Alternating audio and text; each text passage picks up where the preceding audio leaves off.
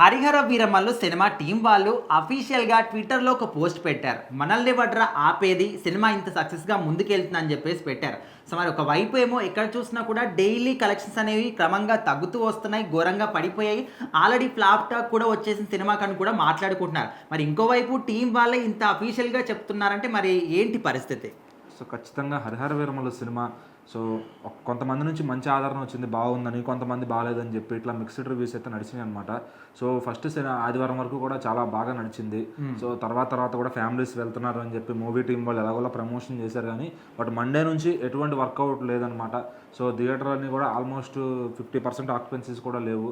So, ఈ రోజుల్లో పవన్ కళ్యాణ్ గారి సినిమా అయినా సరే కంటెంట్ ఈజ్ ద మ్యాటర్ అని చెప్పి మాట్లాడుకుంటున్నారు. ఓ పక్కన అదే ఆదివారం పూట పక్కన లక్ష్మీ నరసింహస్వామిది ఏదో కేజీఎఫ్ ప్రొడ్యూసర్స్ నుంచి ఒక మూవీ వస్తే దానికి ఇంకా మన తెలుగు ఆడియన్స్ కూడా ఎక్కువ ఎగబడి వెళ్ళారు అనమాట. దానికి టికెట్లు దొరకపోని పరిస్థితి వచ్చింది ఆ రోజు. సో, మరి ఇక్కడ పవన్ కళ్యాణ్ గారి సినిమా ఉన్నా కూడా కంటెంట్ ఉంటేనే మాట్లాడుతుంది అనేది వాస్తవంగా ప్రూవ్ చేస్తుంది అనమాట. సో, అంతకుముందు కూడా మహేష్ బాబు గారిది గుంటూరు కాలం వచ్చినప్పుడు హనుమాన్ సినిమా ఎంతలాగా మ్యాజిక్ చేసింది. సో, ఎందుకంటే ఈ రోజు పిల్లలైనా పెద్దలైనా ఫ్యామిలీస్ వెళ్ళాలి అంటే సో మాస్ వరకు ఫస్ట్ రోజు వెళ్తారు, ఫ్యాన్స్ అయినా మాస్ అయినా. సో, మిగిలిన తర్వాత రోజులు ఫ్యామిలీసే వెళ్ళాలి. వాళ్ళు వెళ్ళాలంటే కంటెంట్ లాగాలి. సో, ఖచ్చితంగా ఒక ఎలివేషన్స్, పవర్, కంటెంట్ అన్నీ ఉండాలన్నమాట. అన్నీ ఉంటేనే ఈ రోజుల్లో ఆడియన్స్ వెళ్తున్నారు. సో, మరి ఒక పక్కన ఇలా మొత్తం ఎంటీ ఖాళీ థియేటర్స్ చూస్తూ కూడా మూవీ టీం వాళ్ళు మనల్ని ఎవడరా ఆపేది, మంచి ఆడియన్స్తో దూసుకుపోతుంది సినిమా అని పోస్ట్ పెడతాం వెనకమాల. అదైతే ఫుల్గా ట్రాల్ అవుతుంది అనమాట. ఎందుకంటే ఓవరాల్ నైజాం నవాబ్ అంటారు పవన్ కళ్యాణ్ గారిని. మరి ఇక్కడ చూసుకుంటే క్లోజింగే 18 కోట్లు కూడా ఉందో లేదో డౌట్గా ఉందన్నమాట.